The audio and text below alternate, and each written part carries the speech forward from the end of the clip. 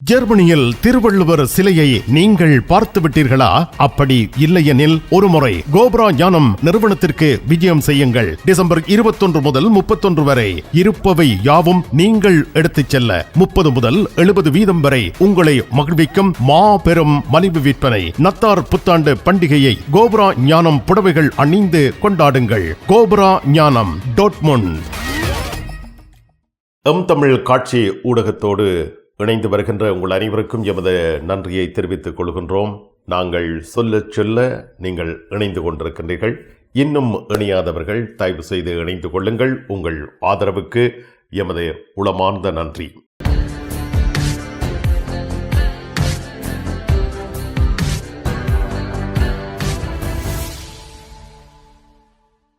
இனி ஜெர்மனி செய்திகள்.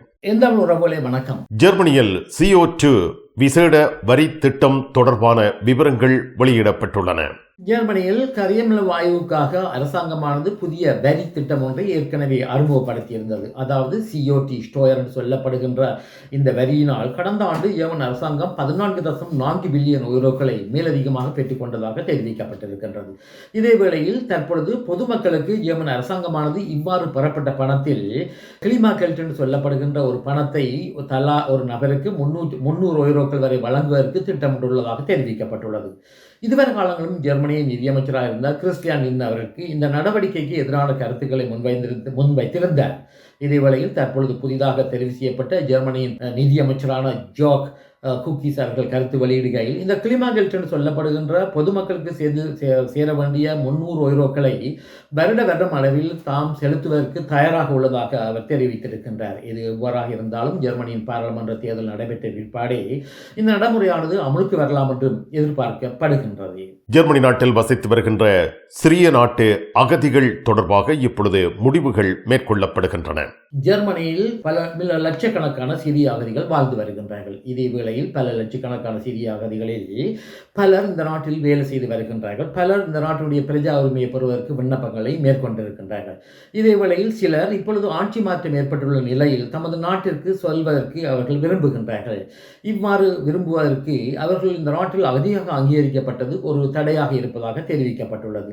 இதன் காரணத்தினால் தற்பொழுது ஜெர்மனியின் பாம்ப் என்று சொல்லப்படுகின்ற அகதிகளுக்கு பொறுப்பான அமைப்பினுடைய பேசவல்ல அதிகாரி ஒரு கருத்து வெளியிடுகையில் இவ்வாறான அகதிகளுக்கு சில சலுகைகளை செய்யக்கூடிய சூழ்நிலை உள்ளதாக சுட்டிக்காட்டியிருக்கின்றார். அதாவது இவர்களுக்கு மனிதாபிமான அடிப்படையில் விசா வழங்கப்பட்டிருந்தாலும் சிக்லிஷன் குருண்டர் என்று சொல்லப்படுகின்ற அதிவிசேடமான சில காரணத்தின் அடிப்படையில் இவ்வாறு மனிதாபிமான அடிப்படையில் அகதியாக அங்கீகரிக்கப்பட்ட கூட தமது நாட்டுக்கு போய் வரக்கூடிய, அதாவது சிறிய நாட்டுக்கு போய் வரக்கூடிய சூழ்நிலை ஏற்படுத்தக்கூடிய சில அரச செயற்பாடுகள் அமையக்கூடும் என்றும் அவர் தெரிவித்திருக்கின்றார். குறிப்பாக ஒரு மனிதாபிமான அடிப்படையில் அங்கீகரிக்கப்பட்ட ஒரு நபருடைய உறவினர்கள் அந்த சொந்த நாட்டில் இறந்தால் அந்த இறப்பு நிகழ்வுகளில் செல்வதற்கு ஏற்ற வகையில் இது நடைமுறைக்கு சில வகையில் ஏற்படலாம் என்றும் அவர் கூறியிருக்கின்றார்.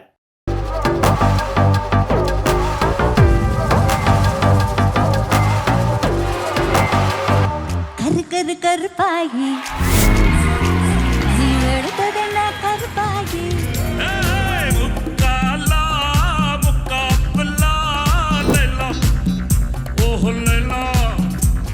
மின்சார பூவே பெண் பூவே மெய்தீண்ட வேண்டும் என்னோடு வாராய். எழுவய பூக்கலையே யாரெடுத்தும் பார்க்கலையே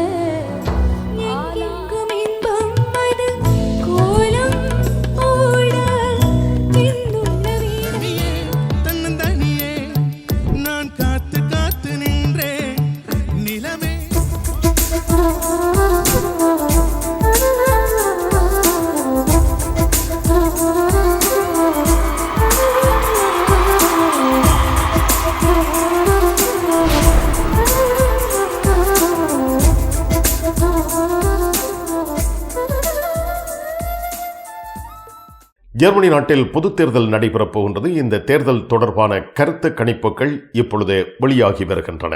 ஜெர்மனியில் தேர்தல் நடைபெறுவதற்கு 2 மாதங்களே உள்ள நிலையில் தற்பொழுது கருத்து கணிப்பு ஒன்று மேற்கொள்ளப்பட்டிருக்கின்றது. இந்த கருத்து கணிப்பின் பிரகாரம் பிரதான எதிர்க்கட்சியான CDU-CSU கட்சியானது 33% வாக்குகளை பெறும் என்றும், AFD கட்சி என்று சொல்லப்படுகின்ற அதிதீவிர வலதுசாரி கட்சியானது 19% வாக்குகளை பெறும் என்றும், இதேவேளையில் பசுமை கட்சியானது 14% வாக்குகளை பெறும் என்றும், SPD என்று சொல்லப்படுகின்ற சமூக ஜனநாயக கட்சி 14% வாக்குகளை பெறும் என்றும் இந்த கருத்து கணிப்பில் தெரிய வந்திருக்கின்றது. இதேவேளையில் புதிதாக ஆரம்பிக்கப்பட்ட VSW என்ற கட்சியானது 5% வாக்குகளை பெற்று பாராளுமன்றத்தில் உள்நுழையும் என்றும் இந்த கருத்து கணிப்பில் தெரிவிக்கப்பட்டுள்ளது.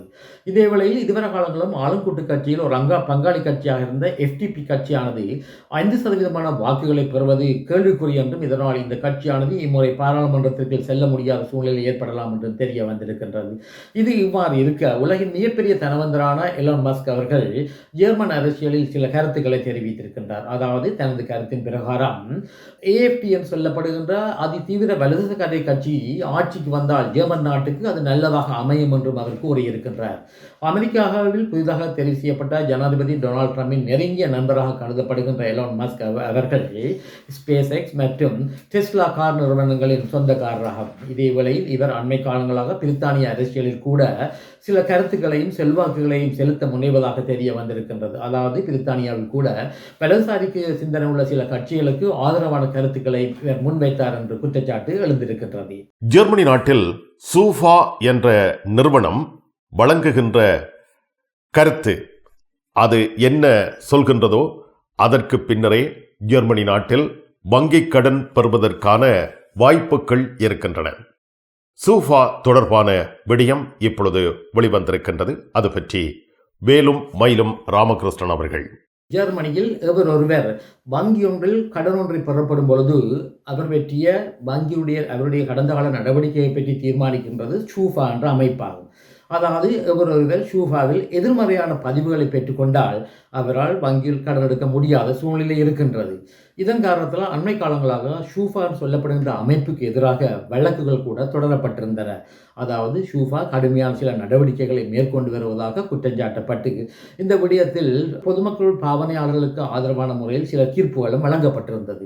இப்பொழுது ஷூஃபாவானது இந்த விடயத்தில் சில நெகிழ்வுத்தன்மைகளை காட்ட முனைவதாக தெரிய வந்திருக்கின்றது. இதன் அடிப்படையில் 1/1/2025 ஆண்டிலிருந்து ஷூஃபா சொல்லப்படுகின்ற அமைப்பானது எதிர்மறையான பதிவுகளை கொண்டவர்களுக்கு சில சாதகமான நடவடிக்கைகளை மேற்கொள்ளப் போவதாக இந்த அமைப்பினுடைய பேசவல்ல அதிகாரி நேற்றைய தினம் செய்தியாளர் மாநாட்டின் பொழுது தனது கருத்தை தெரிவித்திருக்கின்றார். அதாவது வங்கி ஒன்றில் பணம் எடுத்தவர் அன்றில் எதிர்மையான ஷூஃபா பதிவை மேற்கொள்ளப்பட்ட ஒரு நபரானவர் இந்த பதிவானது மேற்கொள்ளப்பட்டு 100 நாட்களுக்கு இடையில் அவர் எந்த அமைப்பிற்கு பணம் வழங்க வேண்டுமோ அந்த பணத்தை அவர் திருப்பி அனுப்பியிருந்தால் அன்றில் திருப்பி கொடுத்திருந்தால் இந்த ஷூஃபா அமைப்பானது இதுவரை காலங்களும் இந்த எதிர்மறையான பதவியை 3 வருடங்களுக்கு பாதுகாத்து வந்திருக்கின்றது.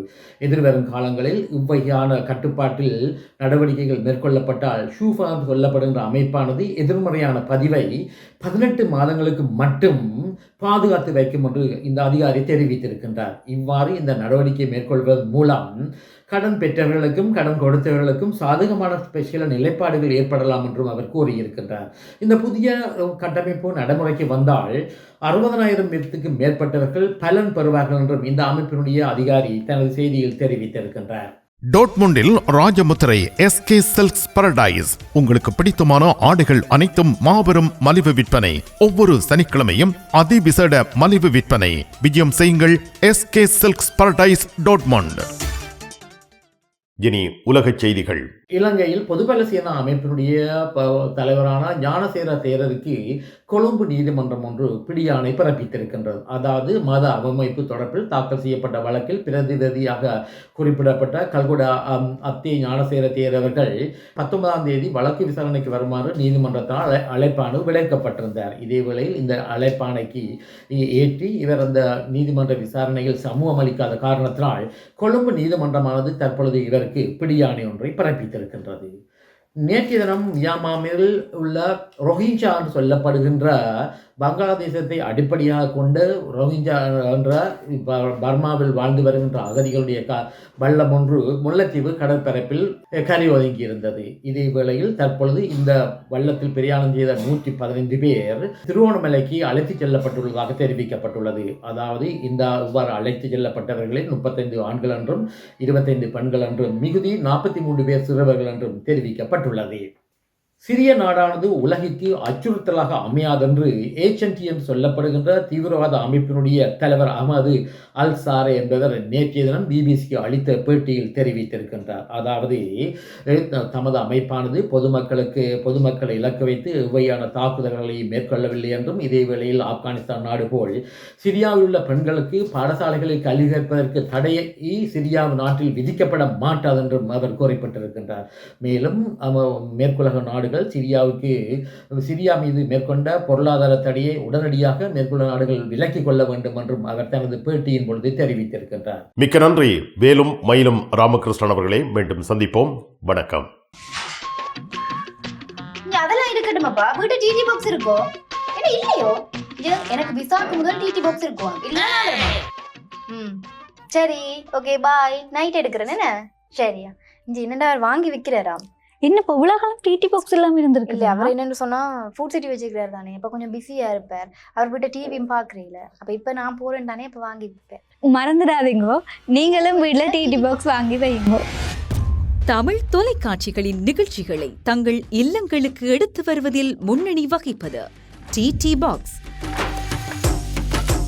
நீங்கள் விரும்பும் தொலைக்காட்சி நிகழ்ச்சிகளை இலகுவாக பார்த்து மகிழ டிடி பாக்ஸ்.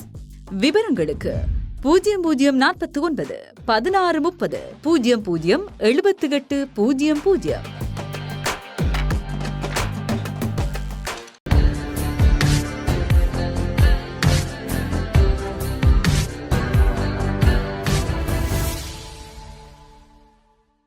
ஜெர்மனியில் திருவள்ளுவர் சிலையை நீங்கள் பார்த்து விட்டீர்களா?